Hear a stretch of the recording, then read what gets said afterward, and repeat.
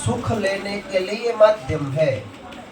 यदि आपको आध्यात्मिक मार्ग में जाना है तब भी शरीर अच्छा चाहिए। यदि मंदिर की सेवा करनी है तब भी शरीर अच्छा चाहिए। घर की, समाज की, परिवार की कोई भी यदि सेवा करना है या कार्य करना है तो शरीर के बिना आप कुछ नहीं कर सकते, चाहे आपके पास कितने भी पैसे क्यों न हो। हमने एक दो साल पहले देखा, आपने शायद नाम सुना होगा, राकेश झुनझुनवाला, सुना है? 40,000 करोड़ का वो मालिक था, 40,000 करोड़ का मालिक। लेकिन उन्होंने मरते मरते अंत समय में एक ही बात बताई कि मुझे भगवान ने पैसे तो बहुत दिए, लेकिन पूरा जीवन अंत समय में उनको व्हील चेयर के ऊपर बैठ के सब जगह पे घूमना पड़ता था। बहुत पैसे दिए लेकिन शरीर का सुख नहीं मिला। तो आपके जेब में या आपके बैंक अकाउंट में कितने भी पैसे क्यों न हो, लेकिन यदि शरीर नहीं अच्छा है तो किसी काम का नहीं। तो शरीर को यदि अच्छा रखना है, रोगों से यदि मुक्ति पानी है हमें, तो उसका सबसे पहला एक ही उपाय है कि हमें इस शरीर को जानना पड़ेगा। हमारे पास 2 व्हीलर या 4 व्हीलर गाड़ी होती है ना, तो उसकी भी हमें जानकारी बहुत ज्यादा होती है। पेट्रोल की गाड़ी में डीजल नहीं डाल सकते, डीजल की गाड़ी में पेट्रोल नहीं डाल सकते। उसको कैसे ऑपरेट किया जाता है, कैसे शुरू करना है, कितने किलोमीटर के बाद उसकी सर्विस करवाना है, सब ख्याल हम टाइम पे रखते हैं। लेकिन 1 करोड़ों रुपए की गाड़ी है शरीर, उसका तो कोई ख्याल हम रखते हैं नहीं। 25-50 हजार या लाख 2 लाख रुपए की जो चीज होती है, मोबाइल है जैसे के, तो मोबाइल का भी हम पूरा ख्याल रखते हैं, कैसे यूज करना है, उसकी सब माहिती हमारे पास है। लेकिन इस शरीर में क्या डालना है उसका कोई नियम हमने तय नहीं किया है। पेट्रोल की जगह पे डीजल भी डाल सकते हैं, डीजल की जगह पे पेट्रोल भी डाल सकते हैं, तो फिर खराब होगी कि नहीं होगी? होगी ना? ये शरीर खराब होगा ही होगा।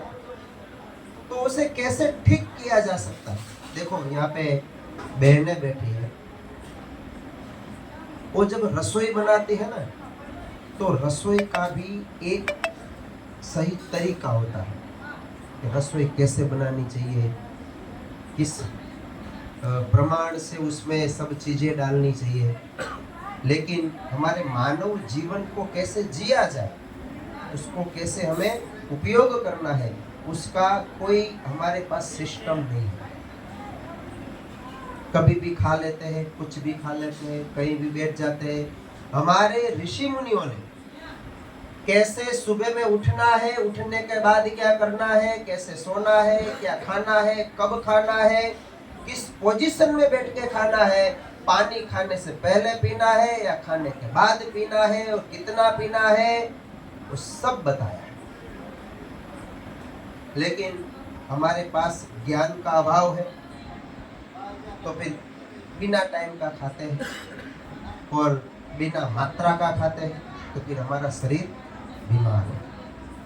तो हमें यदि ये शरीर स्वस्थ रखना है तो उसके लिए सबसे पहले इस शरीर को जानना पड़ेगा। हमारे आयुर्वेद में हमारे ऋषि मुनियों ने जो हमें दिया है उसमें इतनी ताकत है, इतनी शक्ति है कि अभी जितने भी रोगों से लोग दुखी हो रहे हैं, एक भी रोग ऐसा नहीं है कि गौ माता के और आयुर्वेद के माध्यम से उसे ठीक ना कर सके। आप सबने सुना होगा, अभी थोड़े टाइम पहले हमारे प्रधानमंत्री जी ने नालंदा विश्वविद्यापीठ का पुनः निर्माण किया, उसको पुनः से दोबारा लोग उसका उपयोग कर सके, वो कार्यक्रम। तो नालंदा विद्यापीठ वो क्यों जलाई गई? उसके पीछे आयुर्वेद किसने जलाई थी पता है आपको? बख्तियार खिलजी।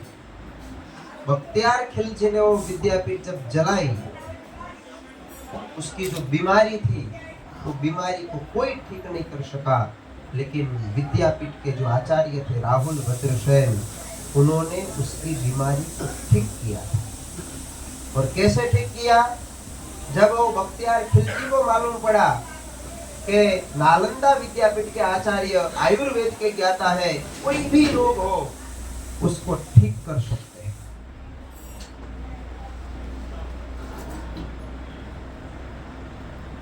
तब वो खिलजी अपने सैन्य के साथ नालंदा में आया।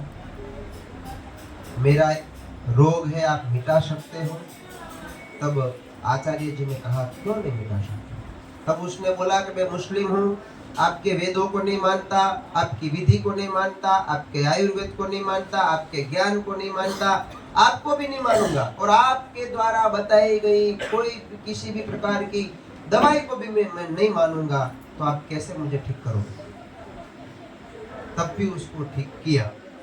उसने बोला कि वेद को नहीं मानता तो कोई बात नहीं, हमारे शास्त्रों को नहीं मानेगा, हमें नहीं मानेगा, हमारी दी हुई दवाई को यदि नहीं तू मानेगा, लेकिन तू अपनी जो धर्म ग्रंथ है कुरान को तो मानेगा कि नहीं मानेगा? कुरान को मंगवाया और उसको बताया कि तू हर रोज कुरान के कुछ कुछ पेजेस का तू अध्ययन कर, 5, 10, 15 हर रोज, तो इससे ठीक हो जाओगा। ठीक हो जाएगा। हो गया, अध्ययन किया और थोड़े दिन में उसकी रिकवरी होने लगी, और कुछ दिनों के बाद वो एकदम स्वस्थ हो गया। तब उसको आश्चर्य हुआ कि भारत में ऐसी विद्या, मैं उसको नहीं मानता, उसकी बताई हुई दवा को नहीं लिया, फिर भी मैं कैसे ठीक हो सकता हूँ? जानने की उत्सुकता हुई, आया नालंदा विद्यापीठ में, पूछने लगा कि आपने मुझे ठीक कैसे किया? तब आचार्य जी ने बताया कि हमने जो तुमको जो कुरान दी थी ना, कुरान के हर एक पन्ने के ऊपर मैंने आयुर्वेद की औषधियां लगा दी थी, और जब तू पेज को घुमाता था, उसको घुमाने के लिए मुंह में उंगली डालता था, तो पेजिस के ऊपर लगाई हुई औषधियां तेरे मुंह में जा रही थी। तू ऐसे बुक रखता था तो उसकी जो सुगंध थी वो तेरे नाक के माध्यम से, नासिका के माध्यम से तेरे शरीर में प्रवेश हुई और तेरा रोग ठीक हो गया। तब उसको आश्चर्य हुआ कि भारत की इतनी अच्छी संस्कृति, इतना वेदों का ज्ञान, आयुर्वेद की महिमा, यदि इस देश को बर्बाद करना है तो एक ही काम करना पड़ेगा, इसको जलाना पड़ेगा। उसी समय सभी आचार्यों को मार डाला, किसी का हाथ काट डाला, किसी का पैर काट डाला, और 90 लाख से भी ज्यादा पुस्तकें जिसमें थी, ऐसी विद्यापीठ को उसने जला दिया। 6 महीने तक बताया जाता है कि 6 महीने तक जलती रही। तो आयुर्वेद में इतनी शक्ति है कि हम कोई भी ऐसा रोग नहीं है जो आयुर्वेद के माध्यम से हम मिटा नहीं सकते। तो शरीर को अच्छा रखना है तो उसको जानना पड़ेगा। तो उसको कैसे जानेंगे हम? छोटा सा मोबाइल चलाना है तो उसकी सिस्टम, उसकी जो रीत है चलाने की, वो हमें आती है, लेकिन शरीर की नहीं आती। तो हमारा शरीर वर्क कैसे करता है? हमको जो भगवान ने जो शरीर दिया है, उसके जो स्पेयर पार्ट है, ये आँख है, कान है, ये नाक है, अंदर का जो स्पेयर पार्ट है वो भी कैसे वर्क करता है, उसको जब तक हम नहीं जानेंगे तब तक उसको हम ठीक नहीं कर सकते। तो कैसे हो सकता है?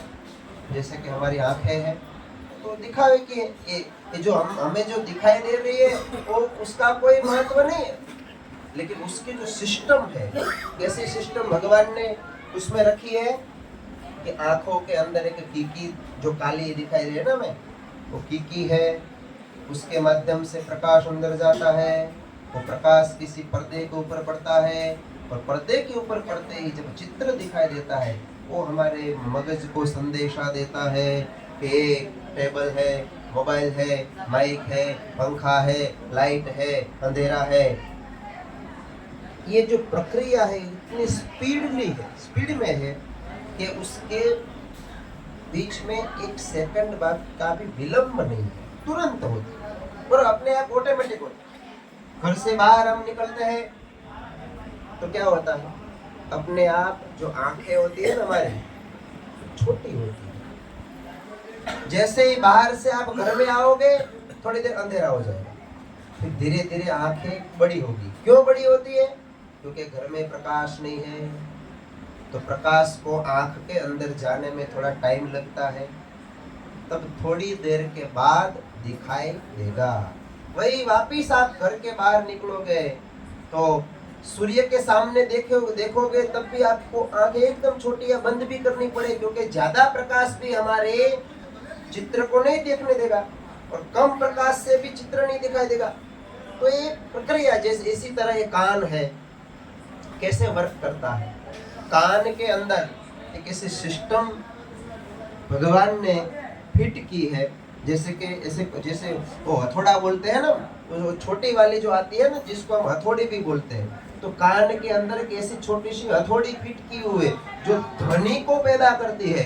और जो ध्वनि पैदा होता है तब उसके अंदर भी एक पर्दा है, वो पर्दा उस ध्वनि को पकड़ता है और जब पर्दा पकड़ता है तब वो मगज को, माइंड को संदेशा देता है कि इसने मुझे गालियां दी, इसने मेरा बुरा चाहा, इसने मेरे बारे में अच्छा या बुरा कहा। तो ये जो प्रक्रिया है वो इतनी फास्ट है। उसी तरह जो नाक है वो कैसे वर्क करती है। नाक का यानी नासिका का सबसे बड़ा काम क्या है बताओ? क्या काम है? ऑक्सीजन को लेना है और कार्बन को वापिस छोड़ना है। ऑक्सीजन क्यों लेना जरूरी है? देखो हमारा जो पूरा शरीर है ना, वो पूरा का पूरा शरीर कोश के ऊपर आधारित है। कोश को तो आप जानते हो, एकदम छोटे छोटे जैसे कि हम कहीं मेले में गए तो छोटे बच्चे वो जो साबुन वाला पानी आता है उसमें एक नली डालते हैं और फिर मुंह से फुलाते, एकदम बबल्स जिसको बोलते हैं। तो पूरा का पूरा शरीर बबल्स के ऊपर चलता है। करोड़ों कोश से आधारित है हमारा शरीर। तो हमारे ऋषि मुनियों ने बताया कि सुबह में उठ के सबसे पहले आप प्राणायाम करें। क्यों करना है प्राणायाम? प्राणायाम जब आप करोगे तो जो करोड़ों प्रकार के जो कोश है एकदम जो रेती के दाने के बराबर है, छोटे छोटे सारे के सारे जो बबल्स है हर दिन फूलने चाहिए, हर दिन फूलने चाहिए। अभी हमको श्वास लेना भी नहीं आता तो जो कोश है वहां तक ऑक्सीजन पहुंचता नहीं है, और जिस कोश को ऑक्सीजन नहीं मिलेगी वो मृतपाय हो जाता है और वहीं कैंसर होने की शक्यता पैदा होती है। बहुत से लोग बताते हैं कि स्वामी जी हम तो सिगरेट नहीं पीते, बीड़ी नहीं पीते, दारू तंबाकू का सेवन नहीं करते, फिर भी कैंसर क्यों हुआ? तो इसका एक कारण यह भी हो सकता है, जिस कोश को ऑक्सीजन नहीं मिलेगा तो मृत्यु हो जाएगा उसका, फिर वहीं गांठ होने की शुरुआत हो। तो सुबह में सबसे पहले सांस लेनी। तो जो सांस है हम जब नासिका से लेते हो फेफड़े के माध्यम से, उसी के बगल में यानी दाईं ओर क्या आता है? हृदय आता है, हार्ट। वो कैसे वर्क करता है? कैसे वर्क करता है बेटा? उसके 4 वाल्व है, 2 नीचे है, 2 ऊपर है। उसका मेन काम क्या है? पंपिंग करना है। पूरे हमारे शरीर में जितने भी कोश है, जितने भी नाड़ियां हैं, उन सभी जगह पे पंपिंग के माध्यम से लोहू को पहुंचाने की कामगिरी हृदय की। 72 करोड़ नाड़ियां है। कितनी है हमारे शरीर में? 72 करोड़। हमारे जो सिर के जो बाल है ना, बाल से भी बारीक बारीक नाड़ियां हमारे शरीर में है। हार्ट के तरफ जाने वाली यदि नली ब्लॉक हुई तो हार्ट अटैक हो जाएगा। मगज तक खून जो पहुंचाने वाली यदि नली ब्लॉक हो गई तो ब्रेन हेमरेज हो जाएगा। तो इतना ही टाइम लगता है। तो हृदय का काम है सभी जगह पे खून को पहुंचाना। आप खड़े हो फिर भी यहाँ तक भी पहुंचेगा, आप उल्टे सीधे बैठे हो सोए हो कहीं भी कोई भी प्रक्रिया आप करोगे, लेकिन हार्ट पूरे शरीर में लहू को पहुंचाने का काम करेगा। तो खराब क्यों होता है? जो हमारे जो कोष है शरीर में छोटे छोटे, उसको ऑक्सीजन की भी जरूरत है और लहू की भी जरूरत है। तो सभी कोषों तक भी लहू पहुंचना चाहिए। तो हम जो भी चीज खाते हैं, जैसे कि हमने गेहूं खाए तो उसमें ग्लूकोज की मात्रा ज्यादा होती है और अटैक की शक्यता भी ज्यादा बढ़ने लगती है। खून जैसे कि हम ब्लड प्रेशर के दर्दी हो गए, ब्लड प्रेशर बढ़ने लगा। यदि हार्ट को समझना है तो किसको समझना पड़ेगा? जहाँ भी हमारे नए बांधकाम होते हैं, मकान कंस्ट्रक्शन का काम होता है, कंस्ट्रक्शन का काम होने के बाद उसमें 5-7 दिन तक पानी लगाना पड़ता है। तो पानी किससे लगाते हैं हम? पंप से, मोटर पंप से। मोटर पंप को यदि आपने जान लिया तो समझ लो हार्ट को जान लिया। जैसे कि आप पानी लगा रहे हैं, एकदम से पानी यदि बंद हो गया तो क्या होगा? क्या होगा? यदि कहीं बीच में से नली यदि मुड़ गई तो क्या होगा? सबसे पहले तो जो मोटर जिस फ्लो में चल रही है ना, उसका आवाज बदल जाएगा, दबने लगेगी। यदि फिर भी आपने उस तरफ ध्यान नहीं दिया और ऐसे ऐसे नली को देखते रहे, कहाँ गए, फोन में बात करते रहे, फिर थोड़ी देर के बाद बंद करेंगे, ऐसा यदि आपने टाइम बीतने दिया तो थोड़ी देर में बात दूसरी संभावना ये होगी कि जहाँ भी जॉइंट होगा नली का बीच में, वो निकल जाएगा। यदि फिर भी आपने उसका ध्यान नहीं दिया उसकी ओर और बराबर तार से यदि वो जो जॉइंट है वो भी बंधा होगा, तो फिर लास्ट में एक ही काम होगा, वो जो मोटर है वो खत्म हो जाएगी, जल जाएगी, होगा। इसी तरह हमें पहला अटैक आता है, फिर भी हमारा ध्यान नहीं, खाने पीने का, बैठने का, उठने का कोई ख्याल हम नहीं रखते। फिर दूसरा अटैक आता है, वो जो खाने की प्रक्रिया शुरू ही रखते और अंत में तीसरा अटैक यानी मोटर जल गई, खत्म हो गई, यानी आदमी भी खत्म। तो मोटर पंप का काम है सभी जगह पे लहू को पहुंचाना। जो लहू है हमारे शरीर में उसको शुद्ध भी रखना पड़ता है। तो उसका काम कौन करता है? किडनी। कौन काम करता है? लहू को शुद्ध करने का काम कौन करेगा? किडनी। आज ज्यादातर लोग किडनी के पेशेंट बढ़ने लगे। हमारे गुजरात में तो मुझे पता है, आप अहमदाबाद में जाओगे, सिविल हॉस्पिटल है, वहां पे स्पेशल किडनी का वार्ड है पूरा, और 3 लाख से भी ज्यादा पेशेंट किडनी ट्रांसप्लांट के लिए क्यू में खड़े हैं। कब मेरी बारी आएगी, कब मेरी बारी आएगी। तो इतनी ज्यादा किडनी खराब क्यों होती है? किडनी यानी जो आरओ का पानी पीते हैं, फिल्टर, वही सिस्टम हमारे शरीर के अंदर भगवान ने फिट किया हुआ। उसमें प्लास्टिक की जाली होती है, या फिर बाहर जब हम पानी छानते हैं तो कपड़े की होती है, तो अंदर तो ऐसा कुछ हो नहीं सकता।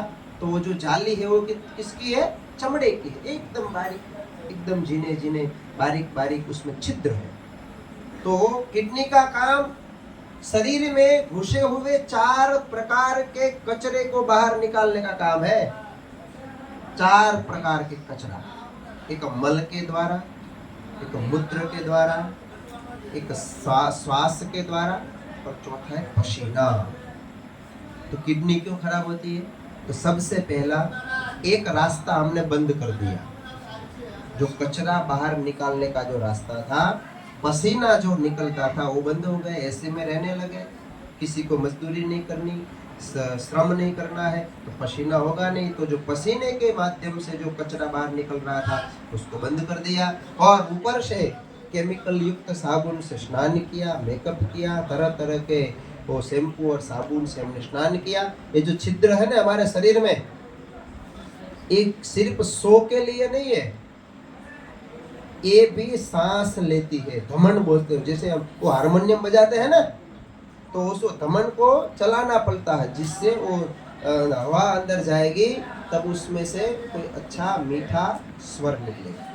उसी तरह ये जो छिद्र है वो भी हमारे शरीर की धमनी है, वो भी सांस लेती है, लेकिन उसको तो हमने बंद कर दिया। तो उसके कारण किडनी का काम बढ़ जाता है, और किडनी का काम बढ़ने के कारण वो खराब होती है। यदि जैसे कि आप कहीं पे काम करते हो, कहीं एक जगह पे, यदि आपको हर रोज कोई नया काम दे दिया जाए, तो यदि महीने में एक आध दिन आपको कोई बताएगा, आपका सेठ या कोई मालिक, तब तो आप कर लेंगे। एक दिन या 2 दिन होगा तो कोई दिक्कत होगी नहीं। लेकिन यदि हर रोज दे देंगे तो क्या बोलेंगे आप? सेठ मुझसे नहीं होगा, मेरे ऊपर थोड़ा लोड बढ़ गया है। तो फिर किडनी को भी हम हर रोज ऐसा देंगे, साबुन से नहाएंगे, पसीना होगा नहीं, और जात जात की वो टॉक्सिन वाली गोलियां, वो बुखार की गोली, सर्दी की गोली, पित्त की गोली, गैस की, कब्ज की, तरह तरह की गोलियां हम लेंगे, फिर किडनी को भी लोड पड़ेगा। क्योंकि जब ये जो टॉक्सिन वाली गोलियां किडनी के पास जाती है, वहां से जब प्रसार होती है, तब किडनी उसको आगे नहीं जाने देती। क्योंकि वो जैसे का पैरासीटामोल ले लिया, या फिर कोई भी गोली ले ली, डायबिटीज की ले ली, ब्लड प्रेशर की ले ली, कैंसर की ले ली, कोई भी गोली आप लेते हैं तो शरीर उसकी अनुमति नहीं देता है। तो फिर उसका जो जहर है उसको बाहर निकालने की जो विधि है वो किडनी को करनी पड़ती। ज्यादा कोई, जैसे कि शरीर क्यों खराब होता है, जैसे कि अभी आप मोबाइल यूज करते हैं, उसमें आप रिचार्ज डालोगे, कंपनी ने आपको वैलिडिटी दिया कि 299 रुपये में 30 GB 30 दिनों के लिए, और हमने 15 दिन में खत्म कर दिए, तो क्या होगा? ईश्वर ने तो हमें 100 साल की आयुष्य देकर ही भेजा है, लेकिन जरूरत से ज्यादा हमने वो जीवन को यूज कर डाला। टाइम पे सोए नहीं, टाइम पे खाया नहीं, तो फिर जात जात की दवाइयाँ खाई, तरह तरह की, तो वो जल्दी हमारा जो रिचार्ज है, आयुष्य है, वो खत्म हो गया। उसी तरह लीवर है, तो लीवर क्या काम? लीवर का काम मेन है शरीर का, जिसको हम कंट्रोलर बोलते हैं, शरीर का पूरा कंट्रोलिंग सिस्टम वो लीवर के ऊपर आधारित है। हमारे शरीर में क्या रोग आया है, कैसे जंतु है, उसको मारने के लिए हमें क्या करना पड़ेगा। जैसे कि अभी हम सब इधर बैठे हैं, इधर यदि कोई मिर्ची उड़ाएगा क्या होगा? छींके आएगी ना, तो छींके कौन देगा? वो लीवर देगा। उसको बाहर निकालो, शरीर में इसके लिए कोई जगह नहीं है। हवा के प्रेशर अंदर से इतना आएगा कि उसको बाहर निकालने का वो प्रयत्न करेगा। लेकिन कुछ जंतु ऐसे हैं जो हवा के प्रेशर से बाहर नहीं निकलते, उसको टेम्परेचर से जलाने पड़ते हैं, तब हमारा शरीर अपने आप बुखार देता है। टेम्परेचर शरीर का बढ़ेगा तभी अंदर जो जंतु है वो खत्म होगा। लेकिन हम क्या करते हैं, जैसे बुखार की शुरुआत भी नहीं हुई, गोली ले ली, उसको दबा दिया। खांसी हुई नहीं, एक दिन भी नहीं हुआ, सहन नहीं किया, तुरंत डॉक्टर के पास गए, तुरंत ले लिया। छोटे छोटे बच्चे को भी हम पहले से ऐसी आदत डाल देते, छोटे छोटे 5 साल के 10 साल के बच्चों को भी हम इस आदत में उसको मजबूर करते हैं। स्कूल जाने का टाइम हुआ, बुखार हुआ, चल ले ले गोली, सर्दी हुई ले ले गोली। तो गोली सिर्फ बुखार को दबाने का काम करती है, वो मिटाने का कोई काम करती। यदि कफ हुआ है, सर्दी हुई है हमें, तो उसका सही तरीका क्या है? अंदर जो कचरा है, कफ है, वो बाहर निकलना चाहिए। लेकिन जो गोली लेते हैं उसको बाहर नहीं निकालते, उसको सुखाने का काम करते। तो फिर उससे देखो, शरीर से जो भी कचरा निकलेगा नहीं, तब क्या होगा? जैसे कि बहुत से लोग आते हैं, स्वामी जी हमें खील हो गए, पिंपल हो गए, फुंसी हो गई, ऐसे ऐसे कई जगह पे। तो बहुत से लोग आते, हम तो उसको बताते, देखो यदि खील हुए, पिंपल हुए तो अच्छी बात है, बुरी बात नहीं है। यदि बाहर पिंपल नहीं आता तो क्या होता? अंदर गंदगी रह जाती, वहीं कैंसर होता, वहाँ भी गांठ होती। और जो भी शरीर से बाहर निकल रहा है उसको हम क्यों दबाएं?